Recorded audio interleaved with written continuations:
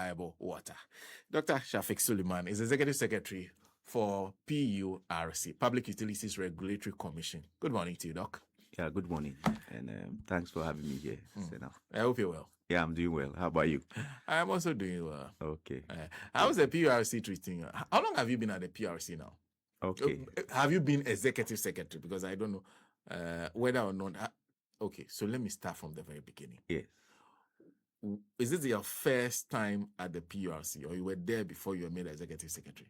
Okay. This is my first time. Okay. I think on the 23rd of January, His Excellency John Dramani Mahama appointed me as the acting Executive Secretary of the Public Utilities Regulatory Commission. Okay.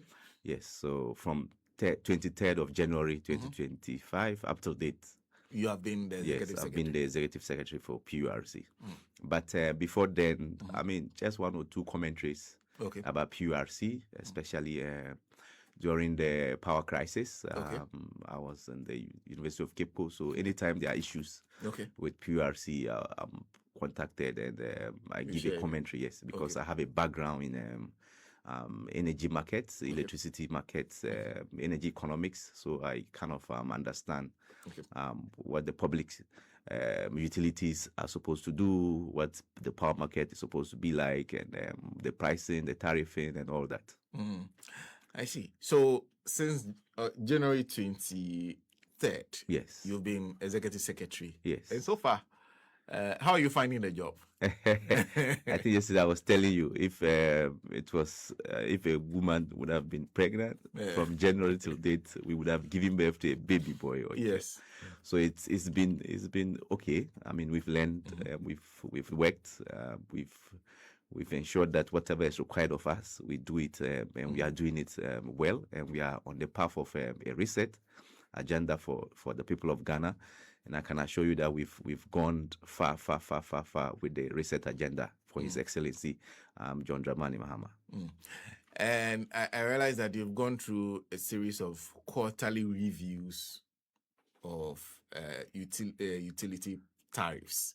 Now, first, let's start with the explanation of the quarterly reviews, and then we'll come to what you did recently that's attracted a lot of attention. What do you do with the quarterly reviews at the PURC? So the quarterly reviews are actually based on a multi-year tariff order. Okay. I think that's where the issues are. Okay. Let's do some historical perspective. The last multi-year tariff order was done in 2019. Okay. And then I think and then the subsequent one was done in 2022. Okay. So as I said, it's every 3 years. Okay. So automatically we are in the third year from 2022. So we are now in 2025. So we are now to do the multi-year tariff order, and that's what we did. Okay. So you do the multi-year tariff order and use it as a base to actually then do the quarterly. Okay. So the multi-year tariff order is basically to reassess the regulatory asset base of the utilities and ensure that you mark them up and ensure you create a benchmark and then you use it as a base to allow them to do their investment, to also allow them to project their expected investment and investment requirement into the sector. And then you use that to set the base, as I said, the benchmark. Then afterwards, you then do a variation relative to the macroeconomic variables. That's exchange rate. You also do that relative to inflation. You do that relative to what we call the WACC, the weighted average cost of gas. And you also do that relative to what we call the hydrothermal mix. So these are the 4 factors that are used as the basis to do the quarterly. But you are doing that relative to the MITO. That's the benchmark you have established every 3 years. Every 3 years? Yes. So because you're talking about investments. Yes. I'm sure ECG plans to do a lot of investment. A lot. VRA. Yes. NETCO. Yes. NETCO has, recently you were dealing with some issues in the north and everything. Yes. So I'm sure those investments will have to be done. So every time you do a quarterly review, do those feed into the factors you consider? Because I realized that when we were mentioning it, you didn't look at, so does ECG need money to put into certain investments? Is there a way we can use the tariff to get them that money? Is that part of the consideration? Exactly. So that's exactly the essence of this multi-year tariff order. Okay. We look at the investment requirement of the utilities. Okay. We start from a point where we from the beginning of the year we have something called investment hearing. Okay. And if you remember, yes. I mean, we did something with it. We call all the utilities to come with a list of their various investments. Okay. To come and make a presentation to the commission, and we're able to invite external expertise. Okay. I mean, old experts from the utility sector to come and sit in with us for us to scrutinize the investments that and the utilities are presenting. So, for instance, VRA comes with a list of investments that they want to, I mean, upgrade KTPS. They want to upgrade the hydro dump. They want to include mini grids into the system. They want to do a couple of investments. ECG comes with a couple of investments. They want to procure, let's say, 800 meters. They want to extend power to, they want to buy more BSPs or build more BSPs. They want to build more, buy more transformers. Okay. So they come with this list of investment, and we sit down with them and scrutinize. The scrutiny comes in this way. We are asking them, why this investment? Okay. Why do you need to do this investment? They need to explain to us why. Okay. And within the explanation, they need to also explain categorically, if they do the investment, how is it going to lead to the improvement in quality of service to the consumer? Okay. That's one. Two, after the quality of service improvement, how are you going to extend power to the consumer within this investment? And three, how will this also help alleviate the burden on the consumer? So we ask them all these questions, and they explain with details. So the investment has to be one that improves your service provision. Yes. Okay. And if possible, extension of power to the consumer. Okay. And in addition, if possible, also reducing the losses within the system. So all these investments were scrutinized.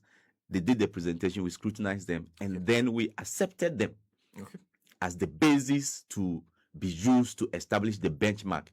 And you know, these investments are supposed to be done in, let's say, a period of time. Okay. I mean, they need to recoup through the tariff. We pass it through the tariff. They get the revenues, and then they invest in. Alternatively, they can go for soft loans. Given within the investment analysis too, we also agree on the exchange the interest rate they are able to use as the basis to go for loans to build those infrastructure now within these 3 years, whilst the consumer gradually, I mean, pay through the tariff for them to be able to pay back the loans that they've gone for. And there are a multiple of those investments.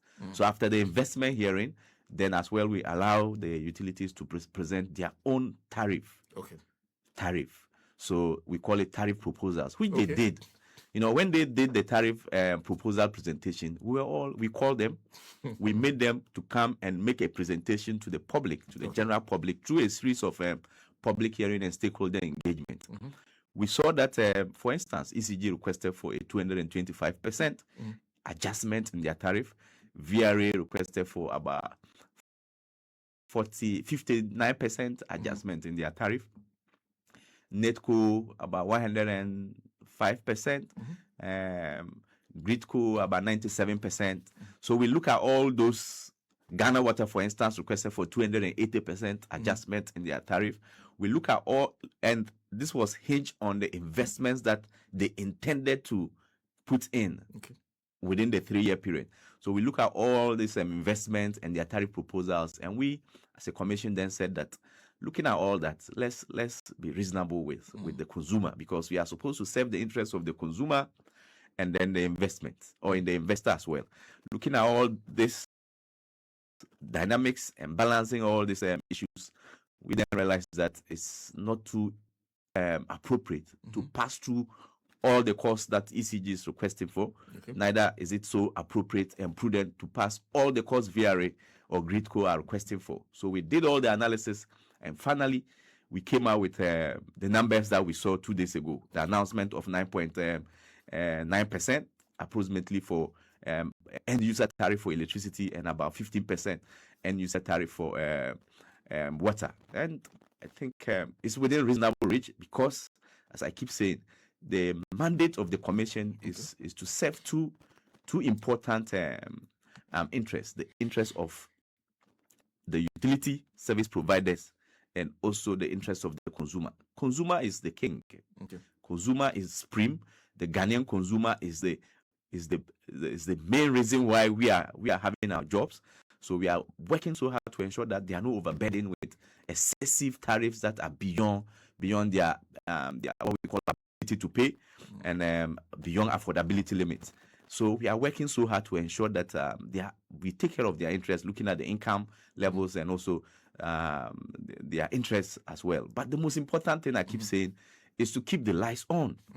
I mean, if the lights are not on, it is more devastating for all of us. We cannot even contend with doomsday or lights out at all times. I mean, it affects all the sectors of our economy. You know what happens at the hospitals.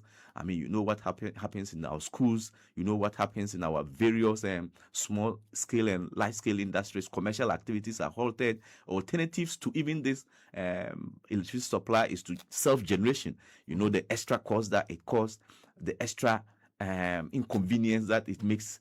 It brings to all of us. So we are looking at all these factors and saying let's reasonably supplement the activities of these utilities to be able to invest and keep the power and electricity stable, whilst at the same time we adjust the tariff in a way that allows them to operate more efficiently and prudently. So, as I said, the MITO is actually to just reassess the capital expenditure of the utilities, and also the operational expenditure is then taken care of within the quarterly tariff adjustment. I see. Very interesting, because at the hearing, some of the things we heard, and I realized you also comes to things like I want to buy cars, all those things. You completely reject those.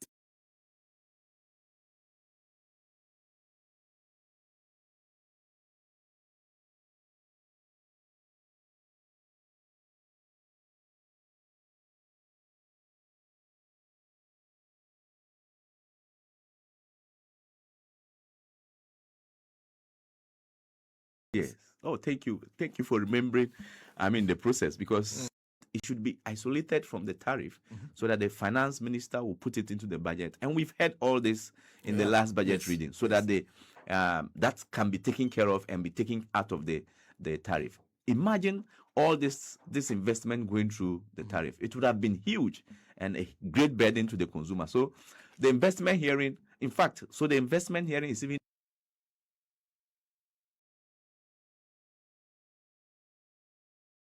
for the utilities to come and make presentations of their various investment in a transparent, cohesive way, whereby they need to convince other people aside the commission to justify why they need their investment. So we did this back and forth, and we realized the need to take off some of this huge investment that will have a burden on the consumer, so that the normal, so that it will not be a huge burden in terms of the tariff adjustment for the consumer. So we did all that in consultation with others to arrive at the investment that we have now allowed to pass through into very minimal investment. Some of them you can see as just, for example, meters. We know ECG and NETCO have big challenges with meters.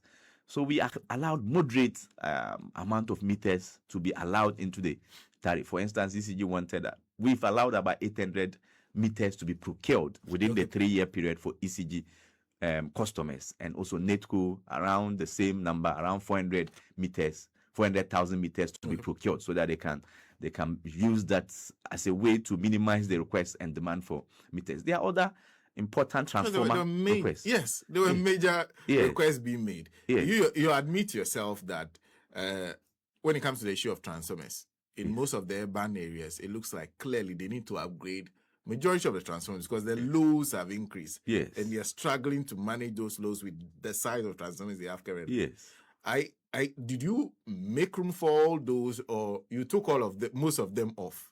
So the power business is very interesting. We say it's the wires business. Okay. And it's as well, transformer is like the benchmark of the heart of the power business.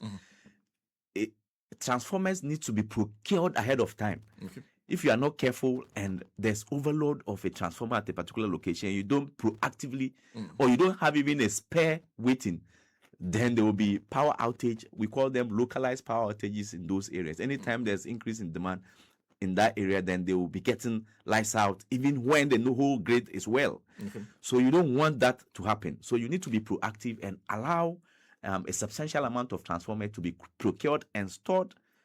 And at any point in time, there's any need to upgrade any transformer along any line, then they need to do that as soon as possible. In any case, the consumer, we are seeing new development, new expansion of communities.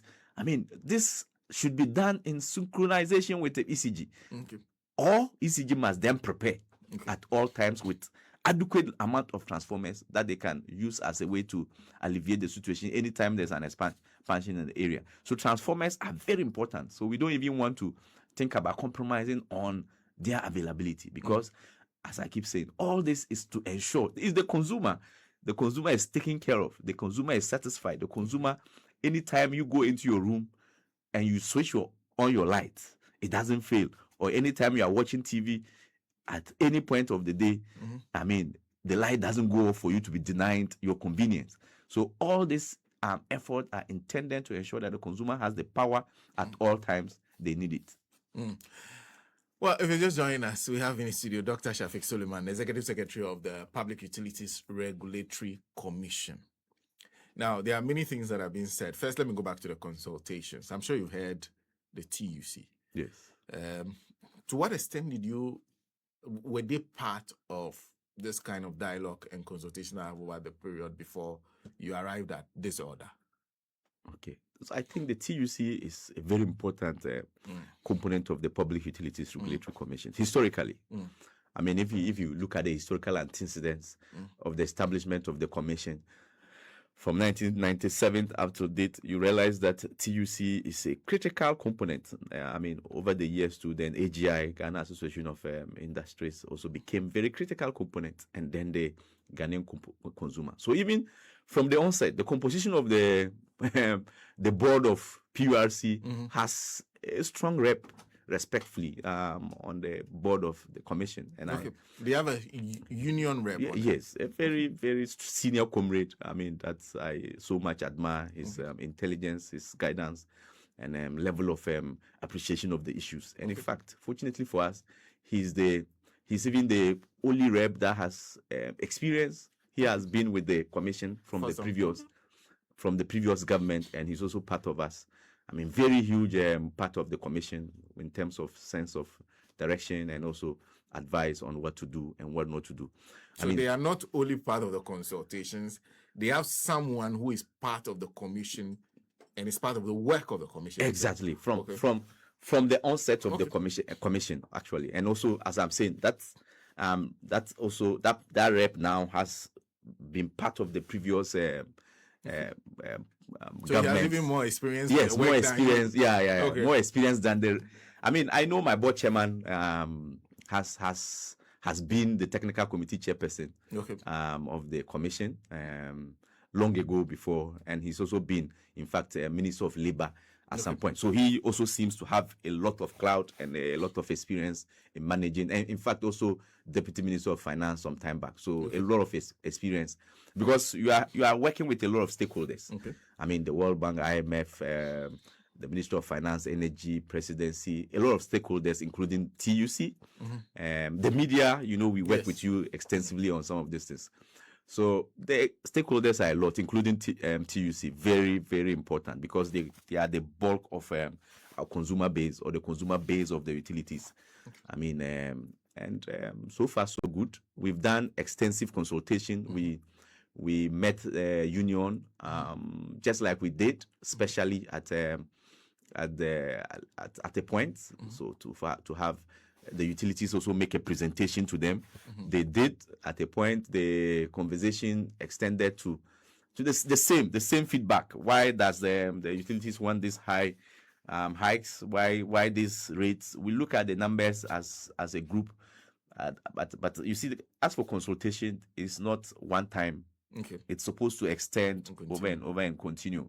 I mean, it's only proper and appropriate that, I mean, after this announcement, we would have to keep on engaging and letting them understand that it's not that easy.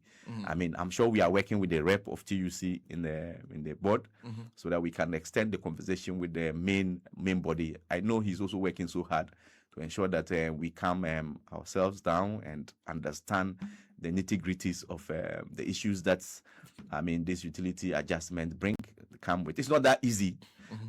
Especially comparing you don't want to compare so many things, but I because of my economic background, I'm not seeing a very direct linkage between it's consumer income, right? The key income you receive and what you use it for. If you are using much of it to pay for utilities, it means that your disposable income is being limited. Yes. But what are the essential things that we also consume? Okay. We are looking at the food we consume. We are looking at the transportation. We are looking at utilities, very important. Yes. Cost of electricity, cost of water, and then the hospital bills. So these are the disposable income. These are the major items that take our incomes away. So we are also trying to limit it. So let's not also think that utilities are the only source of taking our incomes. It can be one of the most important, but there are other components like school fees, like transportation, like food. In all, you realize that inflation is also doing so well. But the utility, because of the investment that are required, which is very important, it's like school fees. Your child goes to school. You need to pay. Anytime there's a need to procure other amenities at the school, they will definitely give you a charge to take care of. Like transportation. Anytime there's an adjustment in fuel prices, the transport dwellers also need to adjust the cost of transportation. Like hospital. Anytime, you need quality of service. If you want high quality of service for your hospital, you need to be willing to pay something a little bit higher. So stability of power. That's where we have gotten to now. Okay. Stability of power. You need to think ahead. You need to invest in what we call spinning reserve. You need to ensure that transformers are procured and kept to be made ready anytime there's a need to replace the transformer. It should be there. Investment in operational activities that are required to keep the power on. Some other investments that we all know are fundamentally required to keep the power on. So these are the reasons why we are seeing the adjustment relative to other activities within the economy. But as part of the engagements, did you also discuss with these stakeholders what their own expectations are in terms of the tariffs? Because it seems they are saying, we were there, we listened to what they wanted. When you had with the intention of making it to take care of the best interests of of all of us. Okay. It's like we saying the law is at the bosom of the judge. Whatever happens in the court, high court, at a point a decision must be made. Okay. There must be a ruling to ensure that at least some level of decency and comparison and critical analysis of putting together all the parameters and coming out with a decision. You see, so that's how it is. It's not that easy. It's because of this point that required us to do the consultation. Okay. We didn't want to make any decision that is arbitrary, that is capricious, that is biased. That's why we had to, at all times, involve everybody from the beginning, carry everybody along, letting them understand the need and requirement for investment. For example, Ghana Water, for instance, we know the challenges they are facing with regards to Kunyaku Water Works, the desalination plants. We know several other Awabi, Bodua, so many water treatment plants that have problems with the water that they receive at the treatment plants. Okay. That requires them to even shut down and also buy pumps and all that. We made this extensively known to everybody, and everybody contributed their quota, 1 or 2, and we carried everything along. It's just that it got to a point where a decision had to be made. And we considered all these factors before arriving at this decision. And we think that it is the optimal level where we have reached to make this decision is the optimal. And as I said, AGI, TUC are part of the process. Okay. Yeah. Now that you've introduced water, because it's an interesting area, many people say, wage increase. Where is the water? we are not seeing water through our taps. You are talking about increase in tariffs. That a lot of people feel the issue to be addressed currently is water flowing through their taps. Access to water, which is becoming much more difficult by the day. You've been in there for some 11 months now. What's your understanding and what's Ghana Water telling you about the state of water supply throughout the country? Ghana Water, a big issue, you know, and I think we just need to be extra interested in water and passionate, because for power you can see the transmission lines, you can see the distribution lines.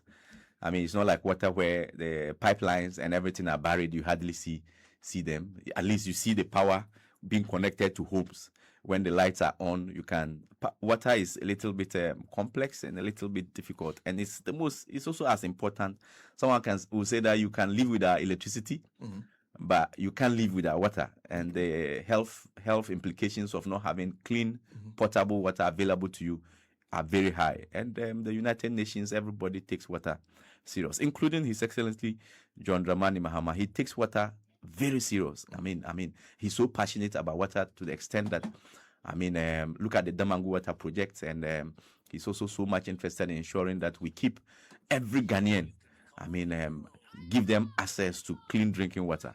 And it shouldn't be at a price or as a tariff that is burdensome to them. And he's showing so much commitment to it, to the extent that he says we should be looking at how best we can extend water to all consumers across the country. As I said yesterday when I had a conversation with you, in other regions like Upper East, Upper West, they have excess capacity of water compared to even the demand. So we are trying as much as possible to make sure that all consumers around those areas have access to it.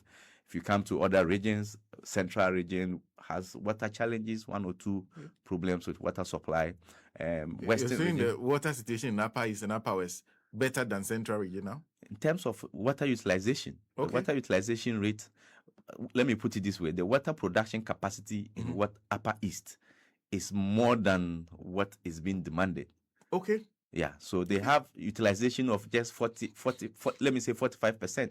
So there's an extra 55% that is there. But there's a problem in Tamale. Is it difficult to get? So it's very expensive to actually lay the pipelines all the way down to Tamale. Okay. So if you go to Upper West, they also have a very limited utilization of their water production. I see. They have more water available compared to it being consumed. Being used. Yes. Okay. So it is then, if you go to Western region, they have a couple of water production sites and even capacity to build extra water production sites, aside the issues of the mining and affecting them. If you come to Eastern region, they also have very fantastic water supply capacity. I see. Yeah, Volta region.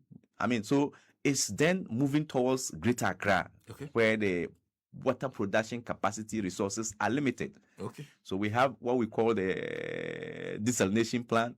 We have if you go to Dodua, they have a water production site there that feeds into Medina, Adenta, So it's the Weja Dam as well. So it's the region and what its resources are. Okay.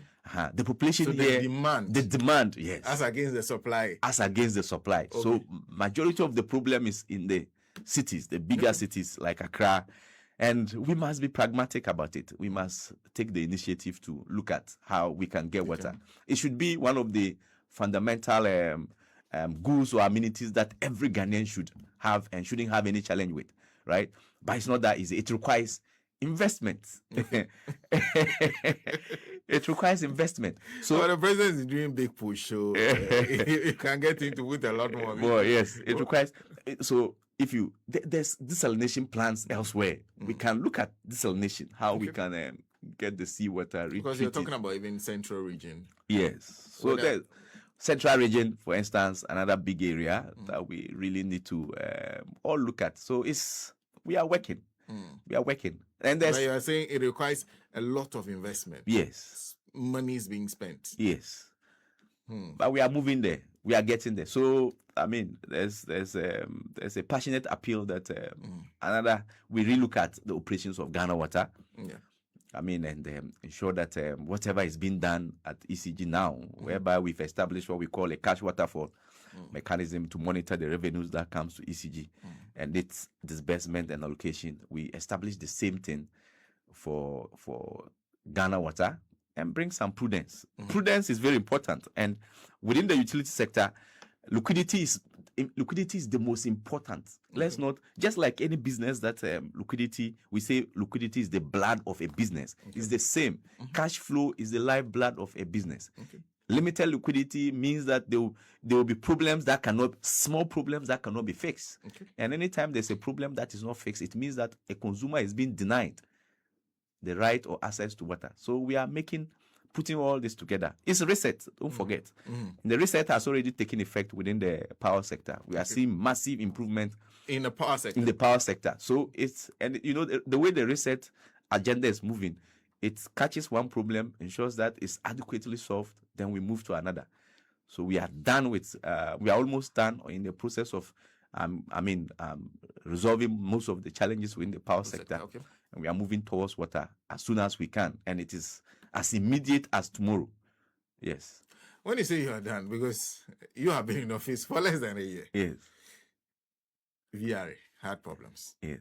In terms of, like you said, financial issues. Most of them were financial. Ghana Gas was complaining that when they supply gas for the what do you call it, the power IPPs, plants, yes, they were not being paid. The IPPs were on the neck of the government.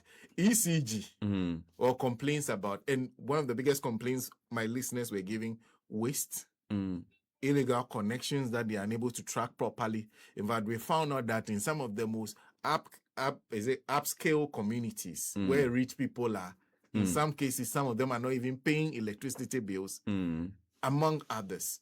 When you say you have dealt significantly with the problems in the power sector, what have you dealt with? What has been dealt with? Still on the back of His Excellency John Dramani Mahama and the Honorable Minister of Energy, Honorable John Abdullahi Jinapo. I mean, they've been a complete reset. I mean, complete transformation within the power sector. It's so interesting and disciplined to be talking about these things, and and also to be seeing what has happened, or the transformation or the reset we've seen within this short period of time. I mean, I can assure you, for the first time in the operations of the power sector, they established a cash waterfall for the first time, and the PURC happened to be the host of the cash waterfall for the first time. The amount of money that has been received by ECG, the transparency of the collection, the transparency of making it available, and the transparency of the disbursement has never happened before. Never in the history of the power sector, never. And I think this is what we call reset. This is what I call reset.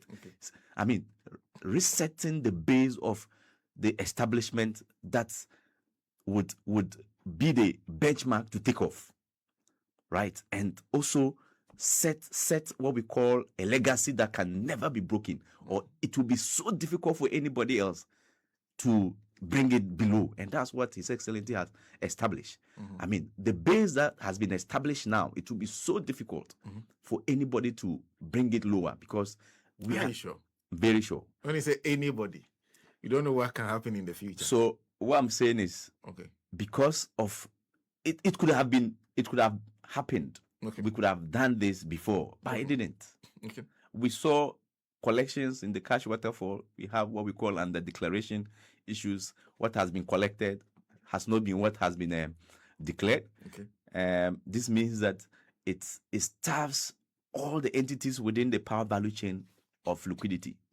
I mean, the IPPs were complaining. It led to accumulation of massive debt, almost $2 billion for the IPPs alone. Then within the state entities like VRA, Gridco for a very long time, they have been denied or been starved with cash flows that are required to even keep the transmission network working. But for the first time within this 11 months, I can assure you, the revenues that Gridco has, I can assure you that these are revenues that have never been seen in their operations. This is massive revenues that they've gotten, and you'll be seeing the improvement in their operations very soon. Very soon you'll see that Gridco will be extending their work. They'll be keeping the transmission network stable. They'll be doing more of the repairs. I mean, and you can see they've been keeping up with the repair work. I mean, and everything is going on within the power sector for Gridco. And you can also look at other entities like We Power. The revenues that they are getting, massive. I mean, and they are using it judiciously into investments, improving services. You come to Ghana Gas. I mean, we are working with them through the cash waterfall. They are also getting receivables that are massive and within reach, and they are using it to do the look at they did what's the name of this maintenance, scheduled maintenance in record time. They were supposed to do it for 15 days. It's reduced to less than 10 days. It's because of resources. The West African gas pipeline. I mean, the gas that is coming from Nigeria. I mean, sometimes they will just, because of debt, they will threaten. And before you realize, they will stop the supply of gas. We are working with them. We are trying as much as possible to pay them on track to ensure that their payments are up to date. No much problems with them. There are some few problems here and there with cash flow, but we are keeping pace with them to ensure that we are up to the neck with them in terms of payment. Then you come to even the upstream gas suppliers, ENI, Jubilee Partners. Everybody is on deck. The power sector is the bedrock of the Ghanaian economy, and we are working so hard to ensure that the power is stable and made available to the Ghanaian consumer at all times. Right. So the reset is ongoing. I mean, so the problem now is water. The problem is we have small problems with power, but then the major one is in water. Is in water to ensure that the Ghanaian consumer. The matter of wastage also came up. Yes, about when there's a burst pipe, it to take Ghana Water Company about a week, sometimes to see some work. In some cases, it has to take plumbers within the community who volunteer to fix the problem. The Ghana Water never turns up to, you just see water spilling all over the place. That those are issues, efficiency, dealing with this waste, and all those needs to be dealt with. And all those within the basket of things you're looking at when it comes to Ghana Water. So we call it non-revenue water. I mean, so the non-revenue water is just like the losses in the power sector, technical and economic or commercial losses in the power sector. The revenue water, unfortunately, for Ghana Water, high. But we are working with them to try and reduce it. It's about a very high percentage to try and reduce it and tie that to their performance. I mean, it shouldn't just be always a very high percentage. I mean, at all times. I don't want to mention the number. A very high percentage at all times. To the extent that what we say, anytime there's the amount of water that is projected to be the non-revenue water, if that water is really flooded, is being made available to flood, made available to flow in Accra, it would have been flooded because it's huge volumes of water that is projected to be non-revenue water. But that's what we are saying. The kind of transformation we are seeing in the power sector, we want to just introduce a little bit of it, whereby we establish a cash waterfall for Ghana Water as well. I mean, we work with them to establish it, and then going forward, we link that to their performance. I mean, this is the money that is coming to you. What are you using the money for? I mean, there's no water in Kaneshi. Can you go and fix it? There's no water in Cape Coast. Can you go and fix it? I mean, this is the amount of money you need to do is take it and go and fix it. There's no water in, let's say, Kumasi, Santasi. Can you go and fix it? So this is what we are working hard with Ghana Water now to then establish the cash waterfall.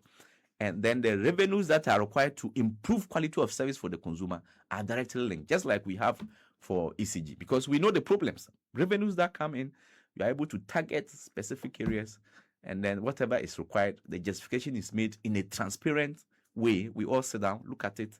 The Minister of Energy and Green Transition, Honorable John Abdullah Jinapor, then makes a decision, policy decision, give us the direction, and we go ahead and fix the problem. Let me conclude by asking you, you are in the Purc now, Executive Secretary. What would you want your tenure to be remembered for? What's your objective that you've set for yourself? Okay, legacy. Yes, your legacy. Yes, I want the sector to remember Dr. Shafic Suleman for high financial sustainability of the power sector. Okay. I mean, transformation in the financial sustainability of the power sector, transforming the power sector to reflect high sense of sustainability financially, and also affordability for the consumer, and improve quality of service for the consumer, and access to power across the country, and water as well. Thank you for adding water as well, because that's the big issue that everybody keeps raising. Doc, thank you. Yes, thank you very much. I'm hoping that we'll have more of these conversations as we go along. Yes. As these issues arise. But I wish you all the best in there. Yeah, but not forgetting that everything is tied to the political economy, to His Excellency John Dramani Mahama, and the Minister for Energy and the Minister for Water, Works and Housing. Everything is tied. It's to the work they are doing. They are doing. It's a collective responsibility that we are all taking and carrying across to develop Ghana and to work for the people of Ghana. Okay. So whilst you are at PRC, you are praying that the economic managers do their job effectively. So you won't have to be the one whose neck will be on the line always. No, so utilities are fundamental. As I said, they are the bedrock of the economy. Yes. Electricity is the engine of the economy. Without electricity, the economy can even shrink. The GDP can decline by almost 5%. So you can't even afford to play with it at all. Doc, thank you. Thank you. Dr. Shafic Suleman, Executive Secretary for Public Utilities Regulatory Commission. I hope his explanations help. I guess the next time you're doing a quarterly review is in March. Yes, a quarterly review will be in March. You look at the prevailing macroeconomic conditions and, as well, the political economy, I said, and with consultation as well. So it's not just going to be by the PRC alone. It's always done in consultation with all the major stakeholders. Well, we are done for today. Tomorrow is Farmers' Day. We'll see what happens. I can't say anything as yet. Coming up next is DJ Kofi, whose time I have chopped. So, Kofi is in charge.